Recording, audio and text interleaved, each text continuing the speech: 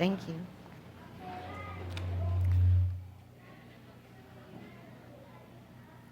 Tunay nga po na ang karangalan, kaluwalhatian at papuri ay sa nag-iisang Diyos natin. Amen po, amen. Salamat po sa buhay ng bawat isa and allow me to greet yung mga hindi ko na-greet last week kasi si Pastor Tom yung nakatayo dito. But I'm so thankful sa buhay po ninyo at sa muli ninyong pagdako sa lugar na to. Nabanggit siya ni Pastor Tom last week. Let me first greet yung dati po napakaputi at gwapo na kapitbahay natin. Ngayon po hindi ko nakilala last week kasi medyo umitim, tumaba at naging mama na kasi daddy na siya o tatay na. Si Brother James Ramirez. Glory to God sa buhay mo. Hindi ko kayo nakilala pero last years, favorite ko po yan si James na batiin. Like ko siyang binabate. And then, I would like to thank, sino pa po? Si Brother Nesty Cruz. Kanina andito, ba't nawala? Ayun, nakatayo na pala. Pati po upuan nyo na may memorize ko. And then, I would like to greet, ayan, pati ang kanyang anak na gustong-gustong mag-Sunday school. And then, si Brother Amang, thank you for coming once again. Tama po ba, Amang? Anong pangalan nyo? Anselmo. Yan, si Brother Anselmo, thank you for coming. Yan, Brother Donato, get well. Alam ko, nagkasakit kayo. I'm happy you are around. And I'm happy po pala si Sister Juliet. Nakaka-chat ko po siya lahat ng messages o mga messages dito or teaching. Napapasa ko po kay Sister Juliet. Tabukol ng Taal. For whatever reason, nawala po siya for almost 2 months.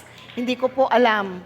And then, of course, yung kumpare ko, I'm so happy na nandito po siya, si Brother Nestor Leonardo. Binati ko po siya nung ating anniversary, one of the pioneering of this church. Si Pastor tuloy, si Brother Nestor. Alam po nyo, ang Diyos ay tapat. Sabi ko nga, hindi niya malilimot ang ating mga ginawa. At ano't ano man po ang mangyari, pilit at pilit tayong ibabalik ng Panginoon kung saan tayo talaga nararapat. Yan po ang katapatan ng Panginoon. Hindi man tayo tapat on our own strength, nagkukulang tayo, pero ang Diyos po never na magkulang sa atin. Yan po ang Diyos natin. And ito po for the first time, taga-Taal din po to, glory to God po, sa buhay ni AJ. Sino ba to? AJ, Daniel. Si AJ, si Daniel, mag-asawa po pala. And then yung anak nila na si Queen Summer. Wow, Queen Summer. Makakaupo na po tayo. Ayan, panalangin po natin ang mag-asawang ito na kauhawan nila ang salita ng Diyos tulad ng pagkauhaw natin at pagkagutom sa salita niya. Sabi ng anak ko, when we are doing the PowerPoint last night, Mami, ang dami nyo ng pastor, di ba? Ba't kailangan ka pang magsalita doon? Ang dami nyo ng pastor sa GIOS. Sabi ko, yes anak, hayaan mo lang muna ako. Kulang ka ako yung pastor pa rin. Kasi 5 linggo ngayon, and kami 4 lang. So, patuloy po tayong manalangin sa Panginoon na magpadala siya ng mga manggagawa sa church na to. Hindi man po mga pastors and pastora, pero at least yung po talagang committed yung puso. Kasi yung katapatan po natin sa maliit na bagay, pagdating ng panahon, pagkakatiwalaan po tayo ng Panginoon sa mga malalaking bagay. Ang Diyos po ay nakikita ang ating mga puso at ating mga ginagawa. Okay? Before I start preaching, let us all ask for the guidance of the Almighty Father.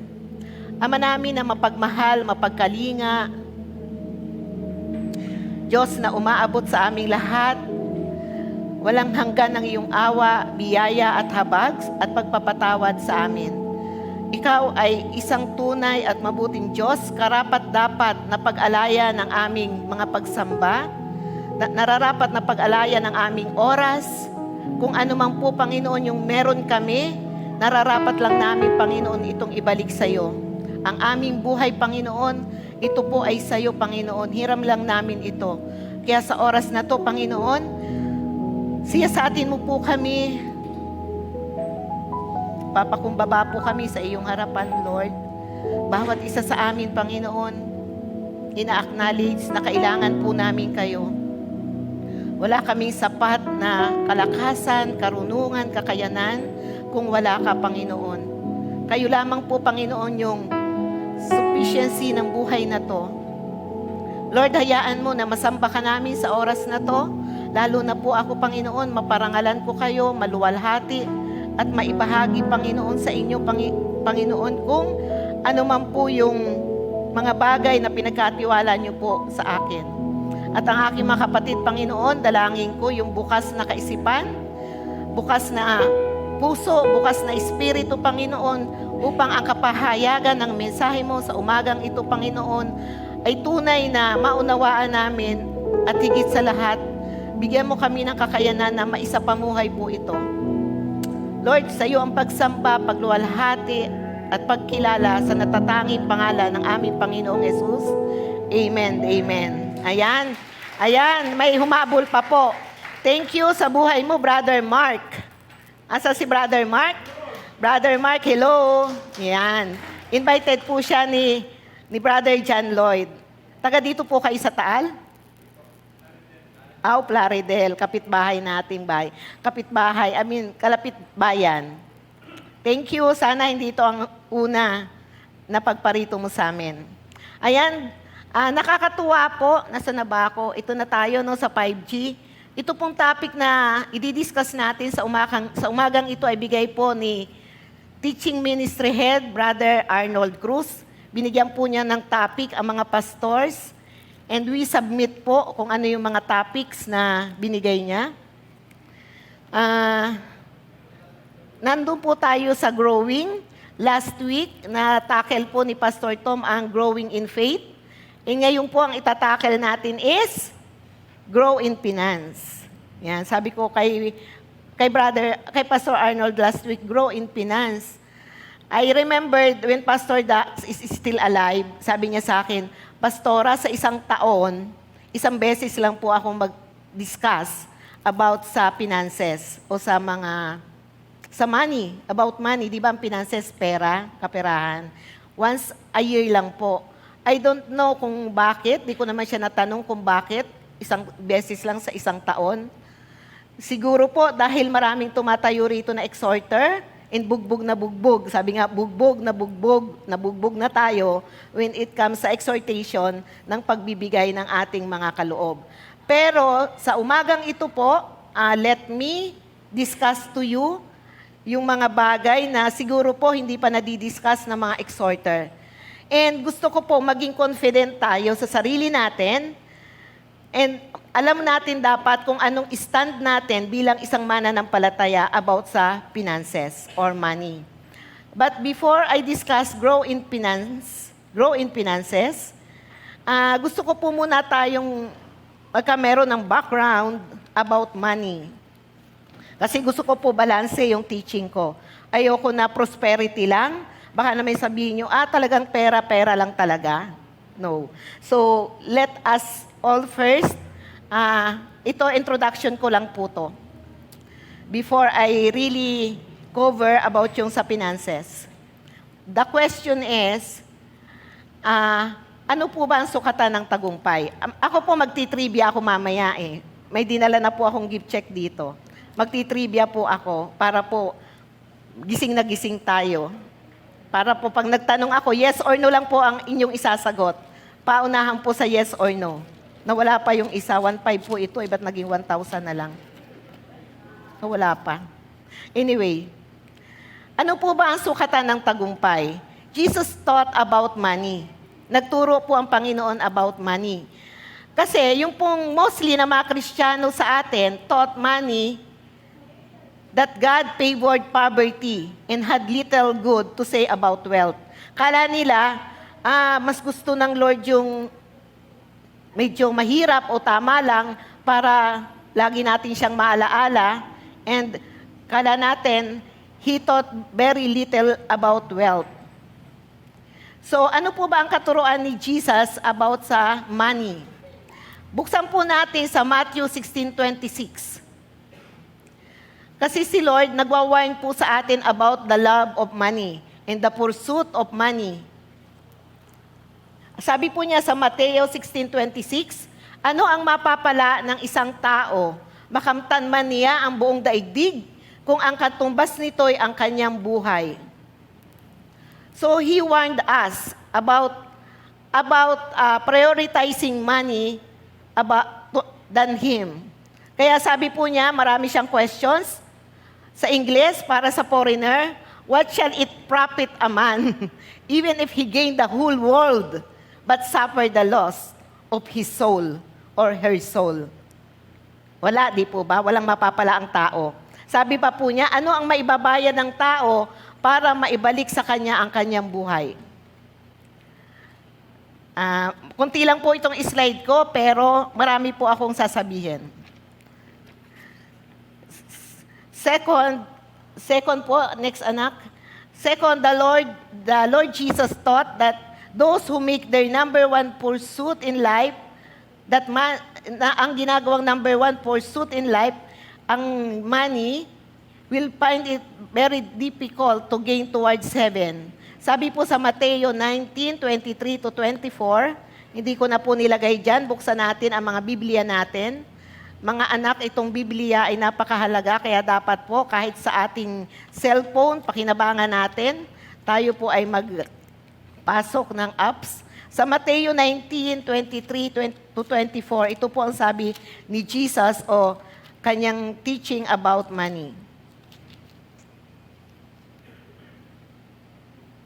Let us begin with verse 23, Mateo po, 16:23. Wag na po sa, ba't parang naliligaw ako?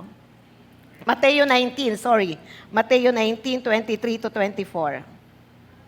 Sinabi ni Jesus sa kanyang mga alagad, napakahirap mapabilang ang mayayaman sa mga pinagaharian ng Diyos. At sinasabi ko rin sa inyo, madali pang makaraan ang kamelyo sa butas ng karayom kaysa pasakop sa paghahari ng Diyos ang isang mayaman. Nagtaka ang mga alagad nang marinig ito, kaya tinanong nila, kung gayon, sino po ang maliligtas? Tinitigan sila ni Jesus at sinabi, hindi magagawa ng tao, ngunit magagawa ng Diyos ang lahat ng bagay. So Jesus taught the disciples na yung pong kayamanan ay hindi dapat maging hadlang. Yun lang po yun.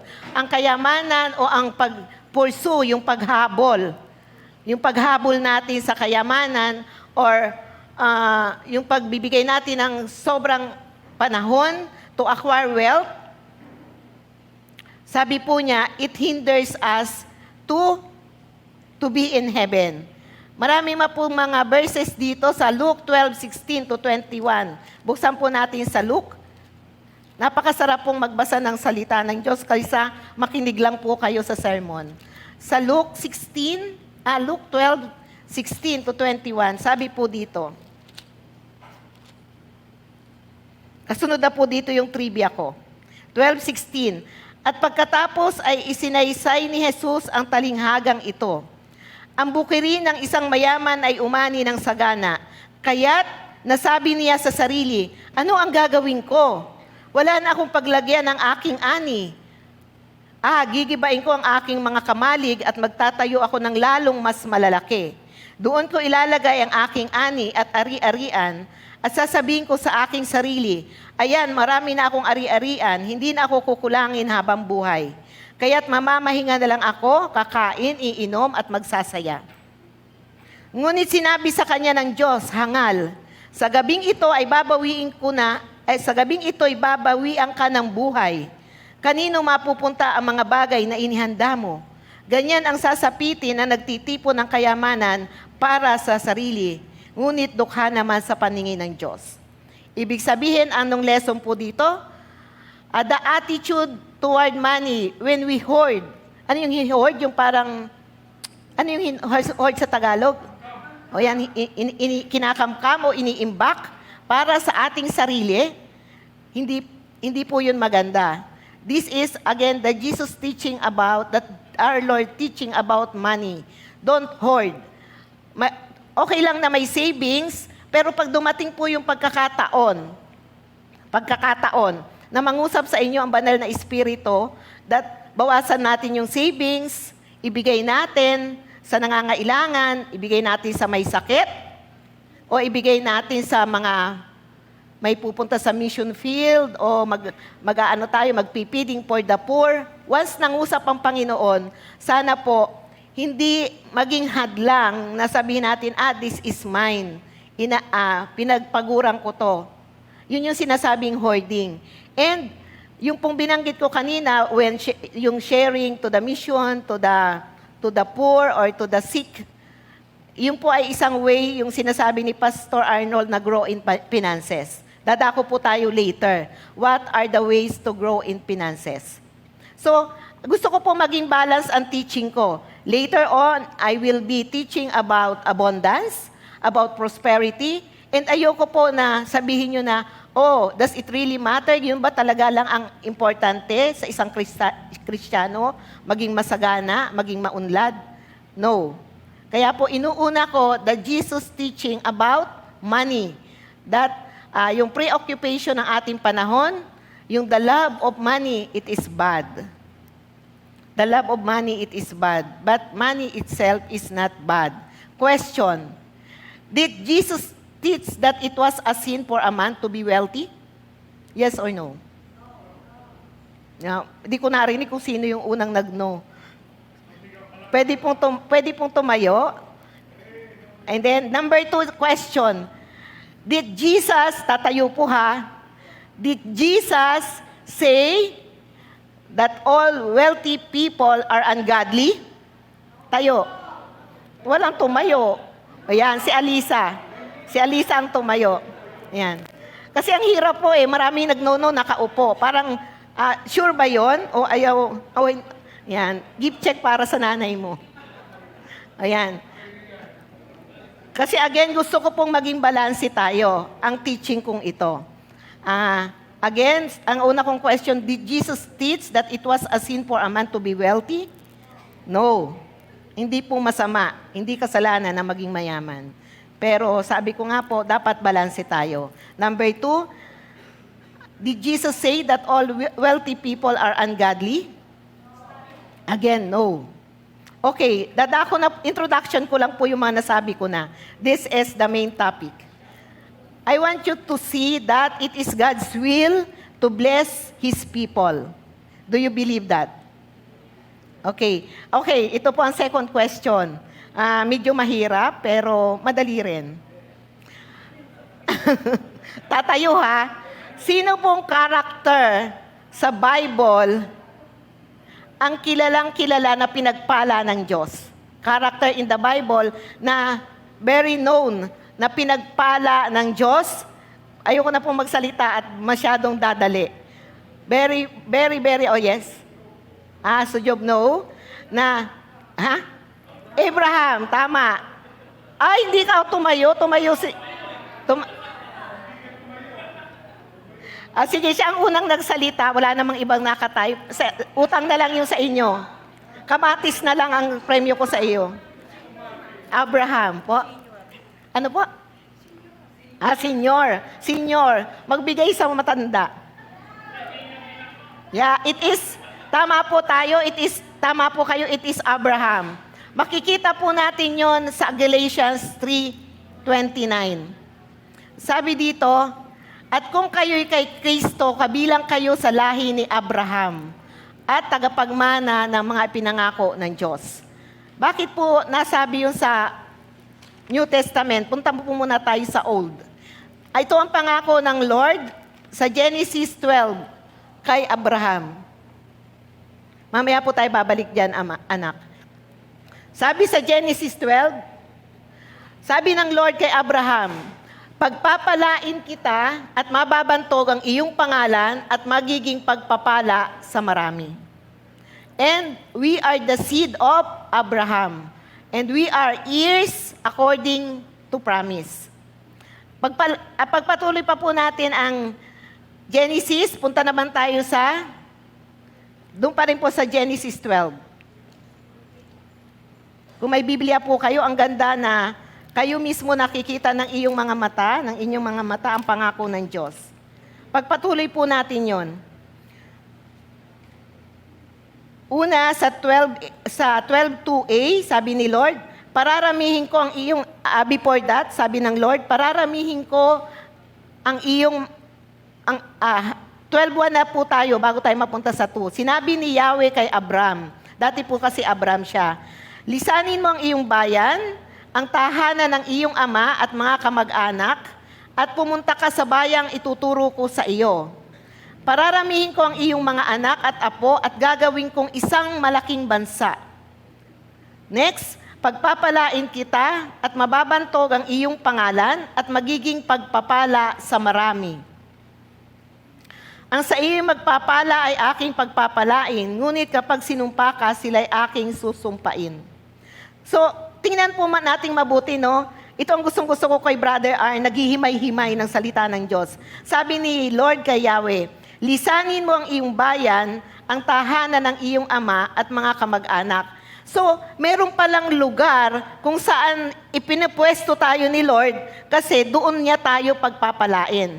At may lugar na minsan nandun tayo pero wala doon yung pagpapalang nakalaan. So, ang gusto kong makita nyo, para pagpalain kayo ng Lord, you should be in the right place.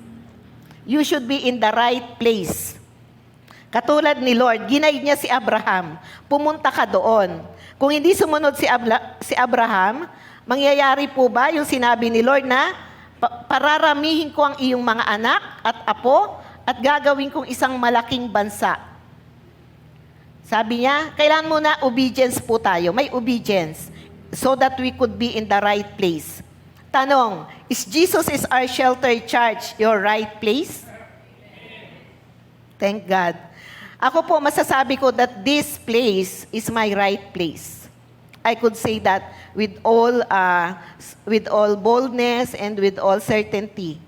Kasi po noon, nung bago, yan, lagi ko po sinasabi, namili ako. Year 2000, buntis po ako nung kay Faith. And katra-transfer lang ng Marby sa Bulacan. And dati umuupa po ako sa Mandaluyong, kung saan po ako naging evangelist for how many years. And then, lilipat na ng Bulacan. Pupunta po ba ako ng Mandaluyong? Hindi na, di po ba? Ang daming Christian churches. And una ko pong na-attendan, pagkapangapangan ako kay Faith, mahina pa po ako noon, 1 week lang, napunta ako sa JIL Santa Barbara. Kasi malapit po sa San Rafael. Wow, sabi ko, parang gusto ko na dito, malaki. Pangalawa, full gospel, nagtatangs. Ako, nag-speak in tongues. Pero nag-pray pa rin ako sa Lord. Hindi yung kung ano yung gusto natin, kung saan tayo convenience, kung saan gusto ni Lord. Tandaan po nyo yun, kung saan gusto ni Lord. So, lumipat kami ng Pulilan, sabi ni Brother Jason and ni Sister Weng. Dito kami nagcha-charge sa Jesus is our shelter. Ngayon po, wala na sila, kami nandito pa rin. Kasi this is the right place for me. So sabi ko, saan yun? Ang tagal ko pa namin hinanap to. Noong po, pag nadapa ang bata dito, masusugatan ang tuhod. Kasi very, very rough yung sahig.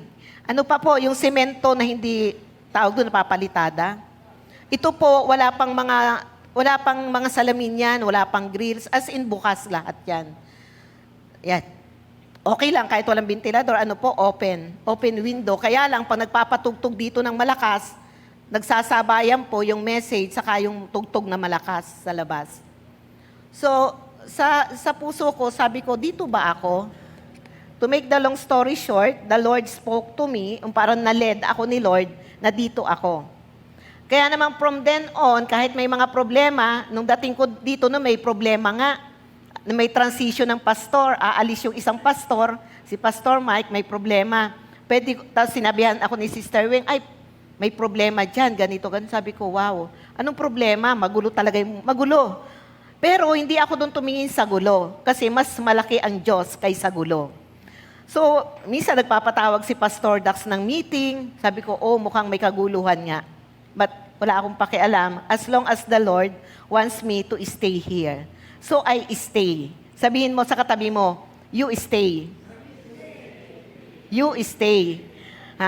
Wala po sa wala po sa kapayapaan, wala po sa kaguluhan. Ang mahalaga, is this the right place na pagpapalain ka ni Lord? Is this the right place na tinatawag ka ni Lord?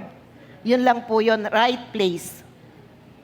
So ipagpapatuloy po natin. Sa Genesis, again, sa Genesis 26, 2 hanggang 3. Wala po dyan. Genesis 26, 2 hanggang 3.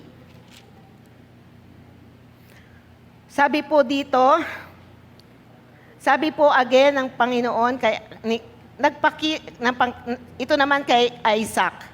Sabi ng Panginoon kay Isaac, Genesis 2:26, 2 hanggang 3. Nagpakita si Yahweh kay Isaac, o Isaac, at ang sabi, huwag kang pupunta sa Ehipto, doon ka tumira sa lupaing ituturo ko sa iyo. Dito ka muna, ako'y sasayo at pagpapalain kita. Sabihin mo, pagpapalain. Pagpapalain.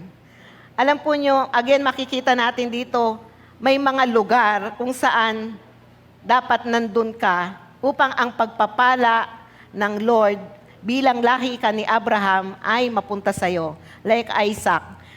Isaac is the seed of Abraham. And again, ginaid siya ng Panginoon. Ang topic natin, grow in finances. Sa panahong ito, applicable pa rin po ang bagay na to, that we should be in the right place. Sabi ng Lord kay Isaac, huwag kang pupunta sa Ehipto, doon ka tumira sa lupaing ituturo ko sa iyo. Dito ka muna. Ako'y sa iyo at pagpapalain kita. Pagpapalain kita. Tayo po, we are the seed of Abraham.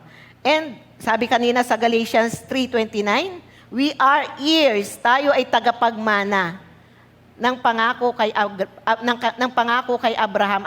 Alam po niyo napakahalaga nun. Alam po niyo you are convinced, you are very much convinced kung ano yung sinasabi sa salita ng Diyos. Lagi nating tatayuan. Ako ay lahi ni Abraham, at si Abraham ay pinangakoan ng Diyos, at bilang galing ako sa lahi ni Abraham, ako ay tagapagmana. Kumbinsido po ba kayo ron?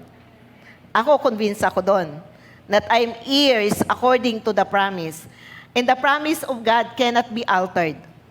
The promise of God cannot be changed. He will do, He will perform kung ano yung pinangako ni Yahweh. God will perform kung ano yung pinangako niya kay Abraham. And so does with you. God will perform to you kung ano yung pinangako niya sa yung ninuno na si Abraham. Look at the life of Joseph. I discussed to you about the life of Joseph, right? Si Joseph ay siya ay slave. Siya ay alipin. Sasabihin mo, Pastora, paano ako pagpapalain ni Lord? Ito lang naman ako. Ito lang naman ako, di ako nag-aral. Wala akong alam. But you are the seed of Abraham. Amen? You are the seed of Abraham. God doesn't care kung ikaw ay walang pinag-aralan. God doesn't care kung ikaw ay mahiyain. Ang mahalaga, you are the seed of Abraham. Like Joseph. Nung pagpalain ni Lord si Joseph, ano ba si Joseph? Siya ba ay nag-aaral sa Bible school? Siya ba ay nakatira sa magandang bahay? Nang pagpalain ni Lord si Joseph, siya ay isang alipin. Amen po. Nakita natin yung life of Joseph, alipin siya. But from pagiging alipin, God promoted him to be the administrator of that land. And naging most powerful ang kanyang katatayuan next to Pharaoh. And siya ay ginamit ng Lord to save that place from famine. Alam natin, grabe ang tagutom ng panahong yon. And noon daw panahong yon, ang tagutom, yung mga bata, talagang halos butot balat na lang. Kita mo yung pagiging malnourished sa mukha. But Joseph, the godly servant of God, was used by God to bless the people. Alam po niyo, kung makikita natin sa Bible, hindi naman lahat ang hinihingi nila kayamanan eh. Like Solomon. Anong hiningi ni Solomon sa Lord? Yan. And si Abraham, anong unang character na nakita natin kay Abraham? Anong unang character na meron si Abraham? Obedience. Obedience. So sa inyo din po, sa akin din po. Ano ang unang hahanapin ni Lord? Di po ba? Hindi naman agad-agad kayamanan eh, ang bottom line. Sino pa? Si Job. Si Job. Ano ang nakita natin sa buhay ni Job? Yung kanyang puso, di ba, napakalinis. Kahit na halos mamatay siya sa sakit, may narinig ba siyang murmur or complain?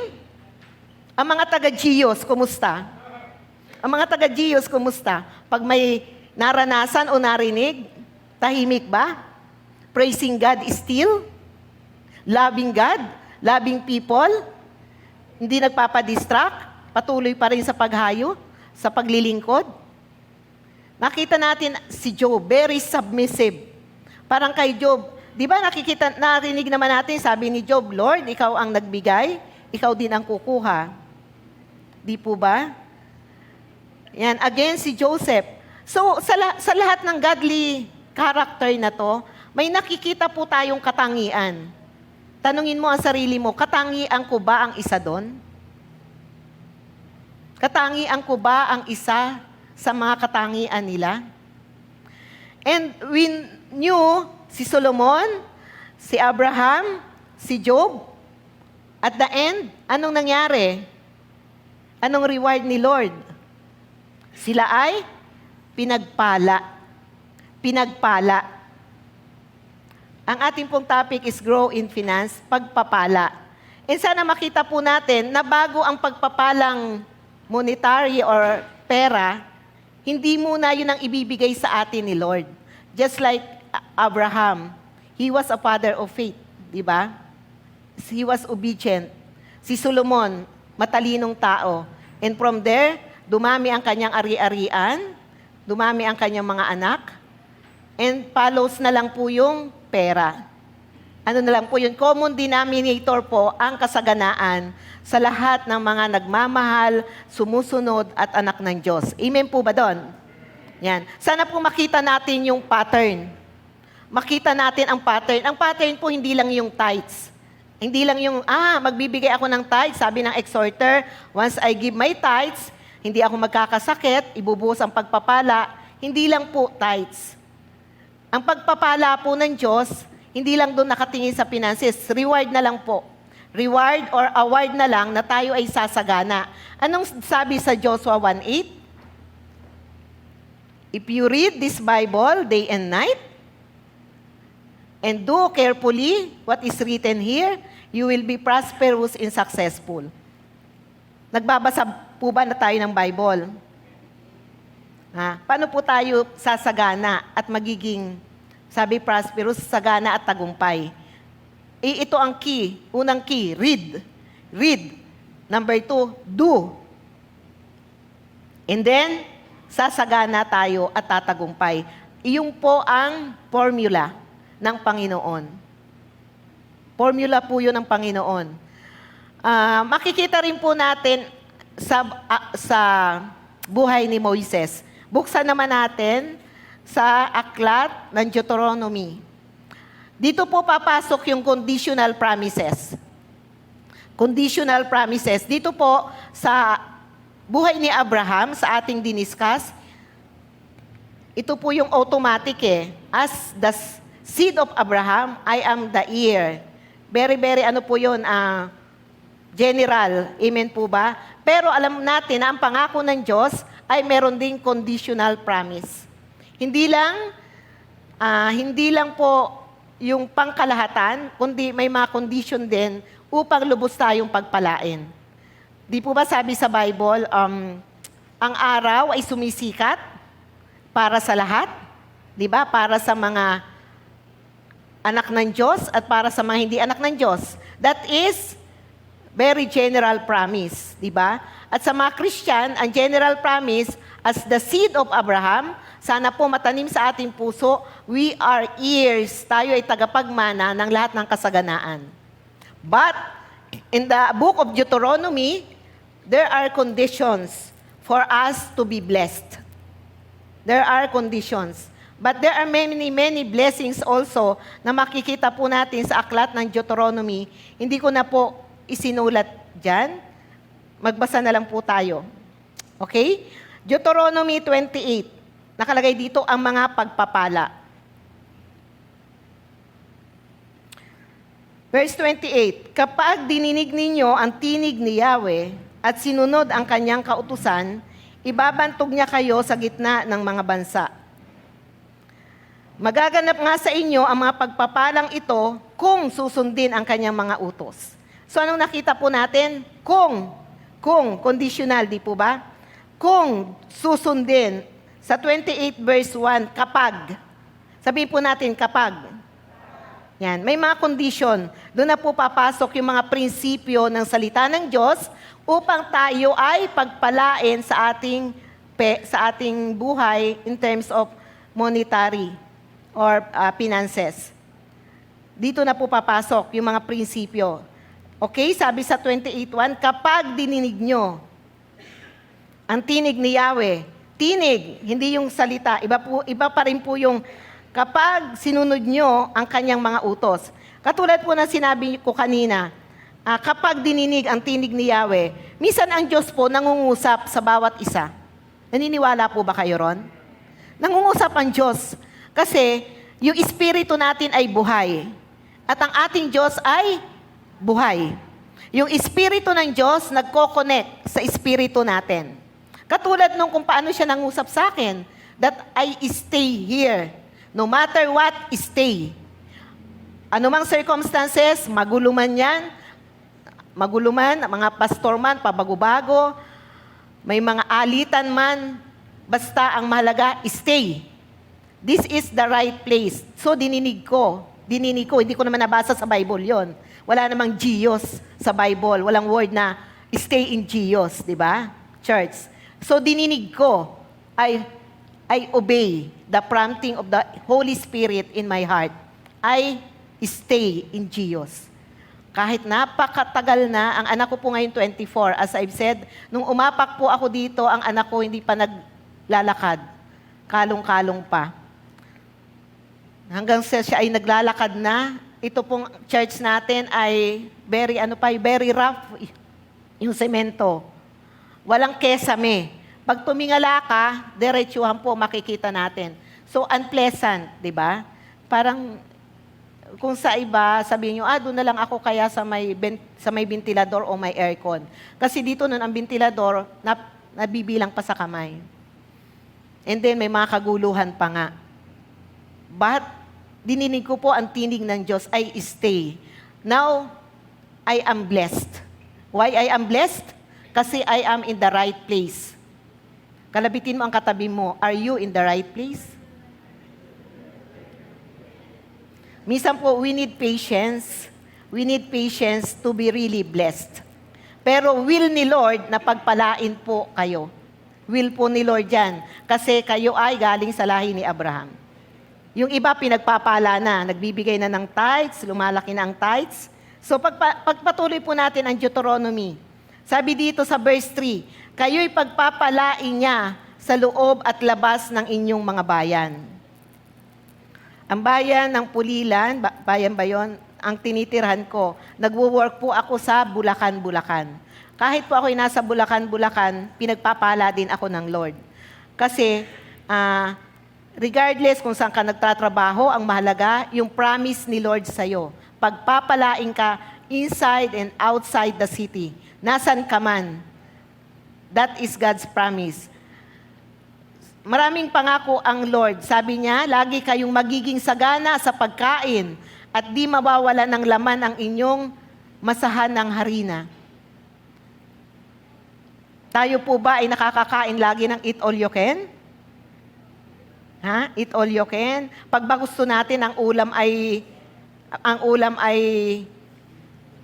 ano bang masarap na? Sinigang, nakakain ba natin? Pag gusto ba natin minudo, nakakain ba natin? Pag gusto ba natin inihaw na pork, nakakain ba natin? Pag gusto natin bulalo, nakakapunta ba tayo sa SM, doon may bulalo? Yes po ba or no? Yes or no? Yes. Kasi ang sabi ni Lord, pagpapalain niya kayo at kayo magiging sagana sa pagkain. Sagana. Hindi lang yung, ito lang, hanggang dito lang kami, ito lang ang pagkain. Pag may nag-aya sa inyo, wow, saganang sagana, di ba? Minsan di nyo alam, 2 beses ba ako magme-merienda, 2 beses ba ako maghahapunan, 2 ang my birthday, 2 ang nag-aya. That is sagana, di ba? Sagana sa pagkain. Sa verse 6, pagpapalain niya kayo sa lahat ng inyong gagawin. He will bless the work of your hand. Sabi ko nga, ang mga nagwo-work, si Brother Arnold, nasa Laka. So, napopromote siya ni Lord. Bakit siya napopromote? Kasi pinagpapala ni Lord ang gawa ng kanyang kamay. Si Pastor Tom, sabi niya, lilipat na daw siya ng company. Bakit? Mas maganda po ang benefits doon, Pastora. Well, that's blessing. Amen? That's blessing. Sabi ko, ba't lilipat ka? Ay kasi po, maganda ang benefits. Makakameron po ako ng bagong car. Iiwan ko na yung card na to. Sabi ko, wow. Diba? That's blessing. Kaya wag po kayo magkukwento sa akin, natatandaan ko at magagamit ko kayo dito sa pulpito. Wag po kayo masyadong magkukwento sa akin. Anyway, di po ba? Kasi ang sabi ni Lord, pagpapalain niya ang gawa ng ating mga kamay.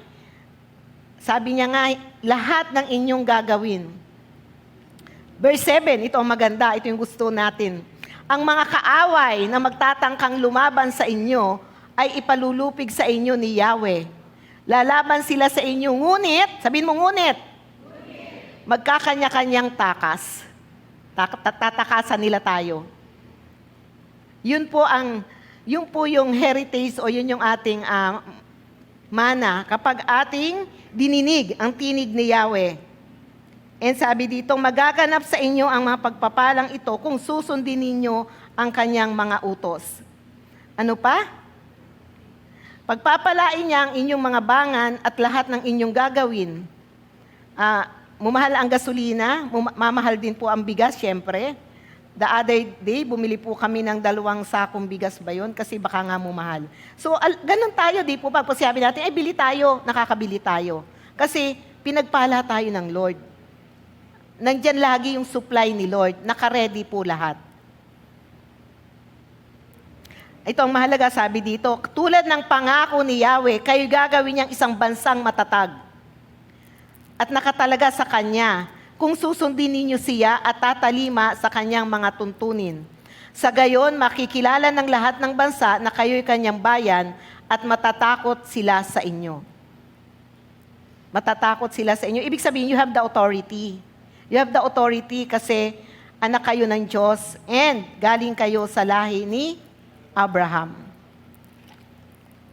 Okay?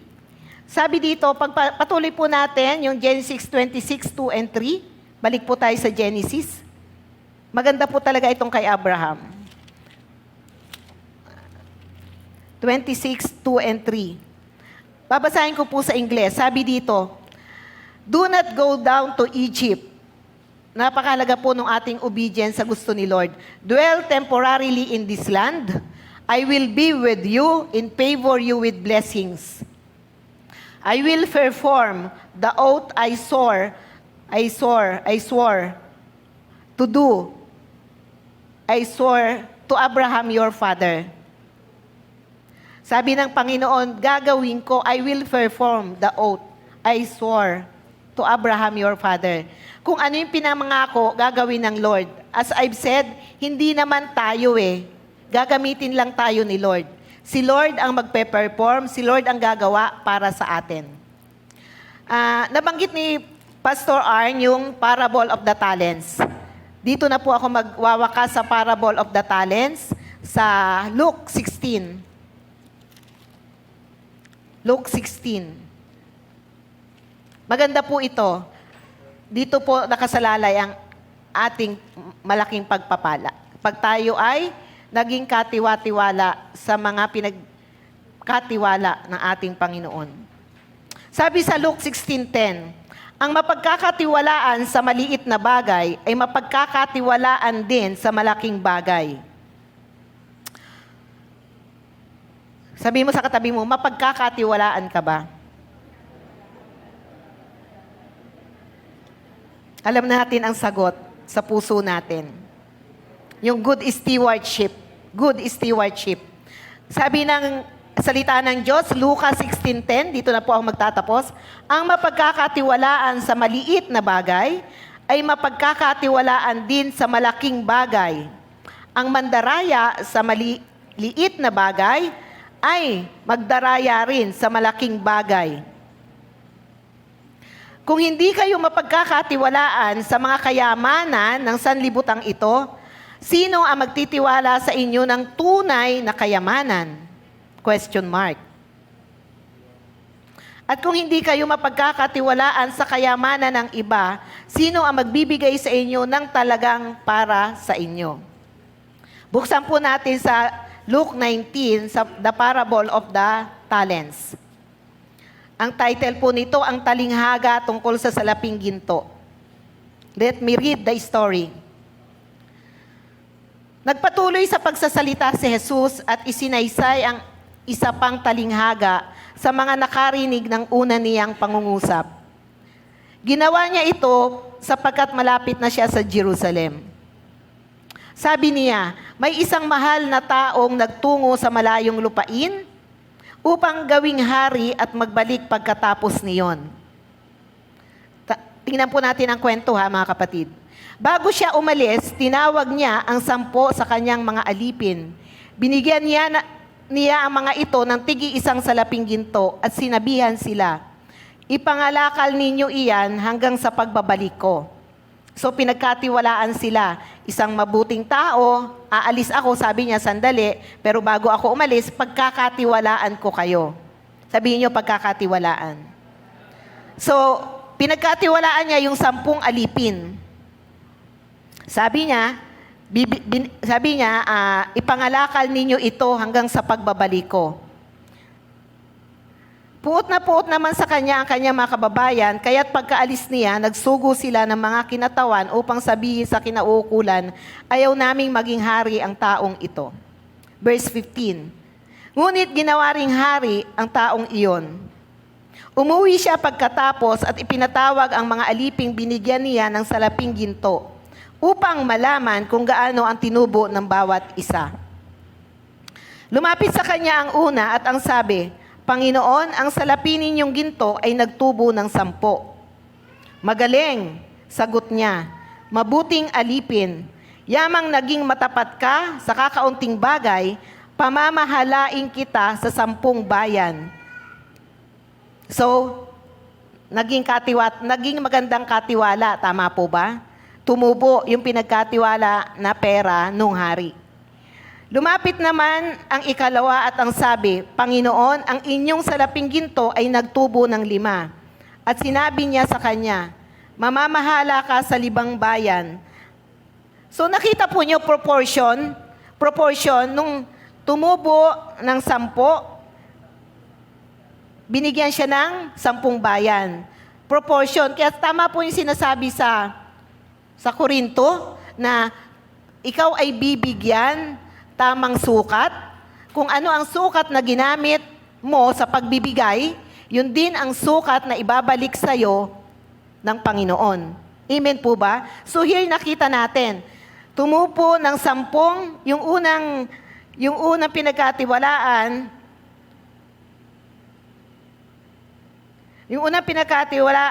tumubo ng 10.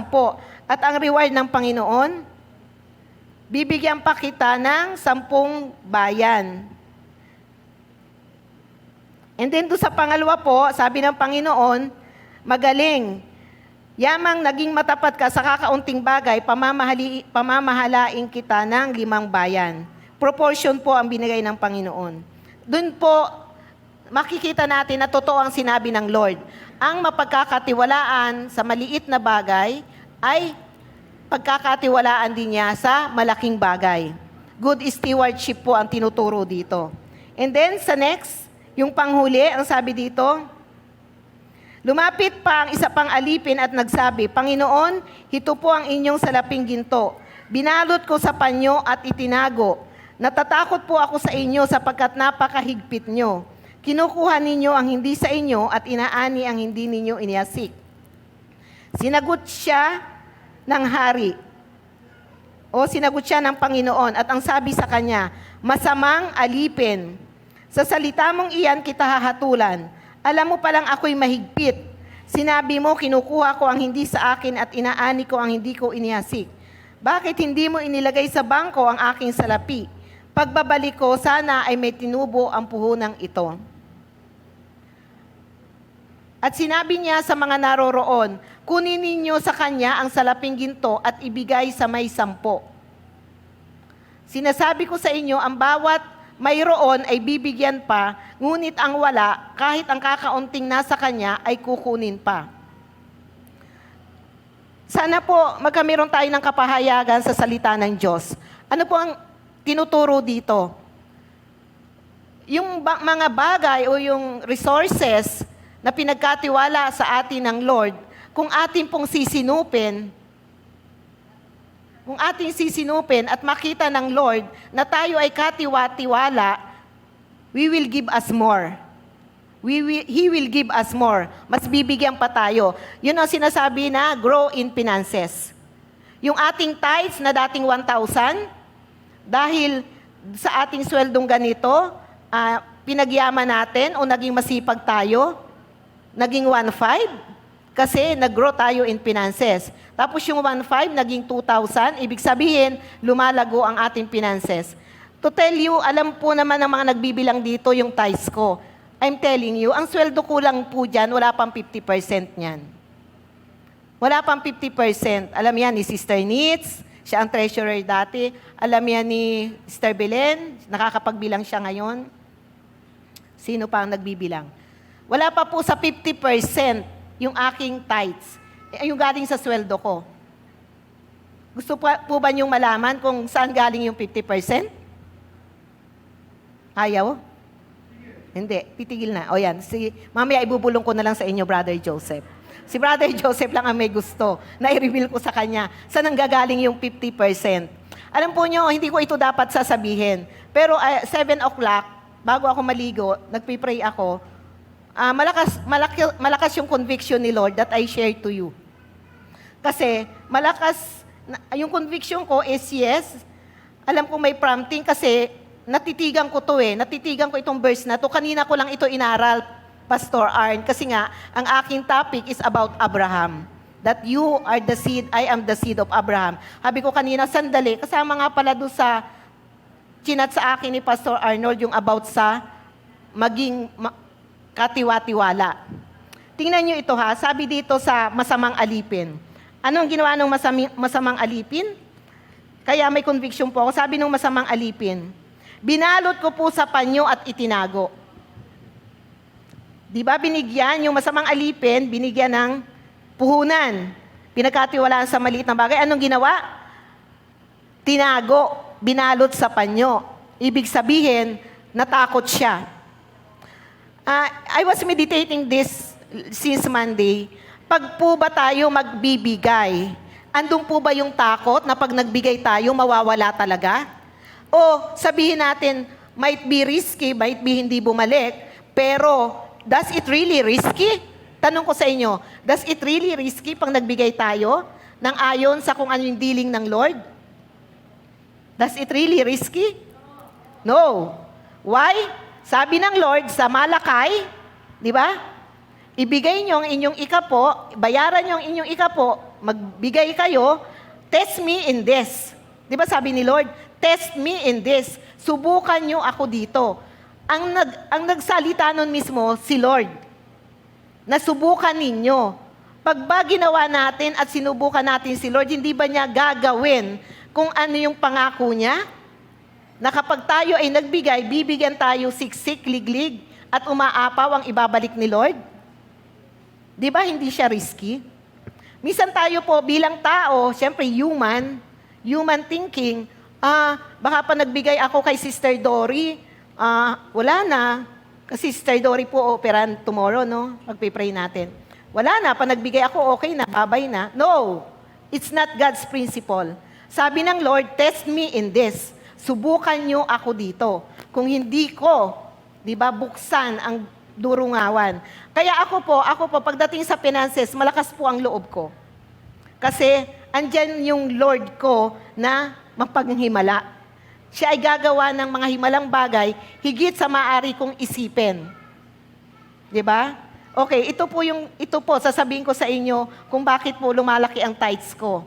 Hindi sa ako ay gusto ko talaga makatulong sa church, unang-una. Nagsisipag po ako, kahit sabihin nga sa mata ng mundo, risky is risky, para sa akin, no, hindi. Ayoko naman sabihin, I will gamble, kasi alam ko talaga si Lord, sabi ni Lord, put me into test. Diba? Alam ko, secured. Alam ko, tama yung ginagawa ko. Kasi, partly noon, binibigay ko sa Panginoon. Siyempre, ako po, isa lang ang katawan, nagtatrabaho po ako, 8 hours. Siyempre, paano ko papalalakihin yung binigay ni Lord na puhunan, di ba? Sabi nga ni Lord, ang mapagkakatiwalaan. Dito sa alipin na to, imagine natin na si Lord, yung hari na yon. Nagbigay sa'yo ng 10, nagbigay sa'yo ng 10, nagbigay sa'yo ng 1, ng 2. Paano natin siya pangangalagaan at paano natin siya palalaguin? Yun ang question. So, kaya ako po na-convict, sabi nga nung sa dito, yung isa, nangalakal, yung isa is itinago, naduwag, na baka mawala. So, sabi nga sa Timothy, God didn't give us a spirit of fear. Amen? Sa gagawin natin para sa Panginoon, kung para sa Panginoon, at mabe-benefit ang kaharian ng Diyos, God will not give us a spirit of fear. Lagi, alam mo na sa panig mo ang Diyos, ano ang dapat mong ikatakot? Okay, baka masyak kayo. Alam po ba nyo na nakasanla yung bahay namin? Yan, alam yan ni Brother Rodel. Isinanla namin, ako ang nagdesisyon na isanla. Sabi nyo, oh really? Ba't nyo isinanla? Mayroon bang may sakit? May 50-50 ba na may tawag doon? Nakapangangailangan? May nagsabi sa akin kaibigan, ang nagsasanla lang ay yung may pangangailangan. But I don't care. Sabi ng Lord, sa Proverbs 10:22, ano yung sabi sa Proverbs 10:22? Sana alam din po nyo kung ano yung mga pagpapala sa buhay nyo at tayuan nyo kung ano yung mga pagpapala. Ang sabi sa Proverbs 10:22, ang pagpapala ni Yahweh ay kayamanan na walang kasamang kabalisahan. Sabi ko, Lord, this house is pagpapala mo, walang kabalisahan. Bakit ko po isinanla? Kasi yung pong pinagpagawa ko ng bahay na yon, hindi po yung galing sa sweldo ko, ni galing sa sweldo ni Brother Rodel nung siya'y nasa Taiwan. Yung po, naging good steward ako ng pagpapala ni Lord sa akin. How? Yung maliit na bagay po like this, may mga kaibigan po ako na may company. Pinapahiram ko po sa kanila at 2%. Actually, lugi pa nga ako dyan sa bahay na yan. Ang binabayaran ko po sa interest ng bahay namin is 140,600. Pero, nung binigay ko po at 3% doon sa kaibigan ko, tumutubo ako ng 69,000 a month. Kanina, no, ako'y nasa sasakyan, 69,000 times 12, 832,000. Nakasanla po yan ng kontrata ng 6 years. Kayamanan naman na galing sa Lord, hindi yan nahayaan ni Lord na mauwi yan sa wala. Gusto ko lang po maging good steward. At do sa tithes ko na 69,004, 6 na, di ba, malaki din yon. Doon ko po sinasabi na 50% of my tithes hindi galing sa trabaho ko. It is galing doon sa ginawa akong good steward ni Lord, doon sa pinagkatiwala niya. So, again, 6 years yang nakasanla. Kailangan pa po naka-insured. May insurance po yung bahay na yan. Kasi sana po maintindihan natin na binigyan tayo ni Lord ng abilidad to acquire wealth. Di ba? He give us the ability to acquire wealth. Kung sa trabaho ko lang, baka hindi ko kayang kitain pa yung additional 69,400 a month. Hindi ko po kaya. And gusto ko malaki ang maibigay ko sa tithes kasi malaki ang pangangailangan ng church. At gusto ko, pag may na-lead si Lord na, bigyan mo yan, hindi na ako magdadalawang isip. Sige, bibigyan kita. Wala nang abog-abog pa. Kasi bigay naman ni Lord yan eh. So again, yung 832,000 times 6, kinumpute ko po, 4,996,000. Saan mo kukunin ang 4,996,000. Yan, si Brother Renison, auditor namin, magaling yan. I-compute mo, Brother Renison, 140,600 a month ang interest ko sa pagkakasanla ko. And then, 3% na pahiram ko sa dalawa kong kaibigan na may business. Sure na sure, hawak ko ang cheque. Nung una nga, wala, hindi nila kailangan ng 3%. Nasa bangko yung pera ko, 2%. Lugi ako, nag-time deposit ako sa BDO 2%. Okay lang, Lord, na yung 140,600 abonado ako. Okay lang yun, mababawi ko din. Ang mahalaga, nakasecured sa time deposit yung 7 million. So yan po, sabi ko nga, do I have to reveal it to the church? Ano ako, kasi napag-analyze ko, sabi doon, ito Lord, binangko ko lang kasi natatakot kasi ako. Ba't matatakot ka, 'di ba? Yung iba naman, talagang ininvest nila, kaya nalugod yung hari, 'di ba? Binigyan pa sila of more. Kaya alam nyo, yung bahay na yan, diyan galing din yan sa ganyan. So God, give us more. So, patutulugin ko na lang ba? Sabihin ko na, Lord, tama na, magtatamad-tamaran na lang ako, may bahay na ako eh. Yung dream house ko na may garden, may swimming pool, nandyan na. Hindi pwedeng magtamad-tamaran ako. Sabihin mo, walang lingkod ng Lord na tamad. Di ba? Ang lingkod ni Lord, maabilidad. Maabilidad. Alam mo kung sino yung nasa likod mo, alam mo na pagpapalayan ng Lord, bakit ka matatakot? Bahay lang yan. Sabi, sinanla mo? O ano ngayon? Bahay lang yan. Panlupa lang yan. Ang mahalaga, makagawa ako ng bagay para makatulong sa gawain ni God. Kaya po, yun, sa Sambales, nung birthday ko, nung 60 years old, glory to God, nasa 200,000 po yung nagastos ko doon, pamimigay sa mga bata, pero wala lang po yun sa binibigay sa atin ni Lord. Kasi si Lord yan eh. He give us the ability to acquire wealth. Bakit? Para po sa kaharian niya. At alam po nyo, isa sa karakter ko, ako po'y kuripot. Sino sa inyo ang kuripot? Ang tunay daw pong mapagbigay, kuripot. Yung bang masinop. Alam niyo yung masinop? Ako po, masinop po talaga akong tao. Alam po niyo until now, minsan tumatawag sa akin ng BDO, Metrobank, Ma'am, may special offer kami, 0.68%.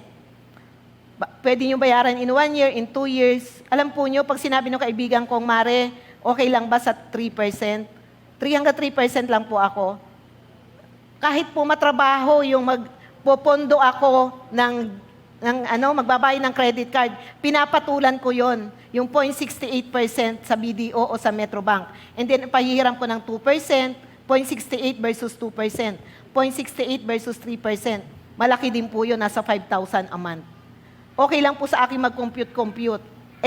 Yung extra time ko po. Kasi ang sa akin, gusto kong makapagbigay ng malaki sa church. Gusto ko yung tithes ko nag-i-improve.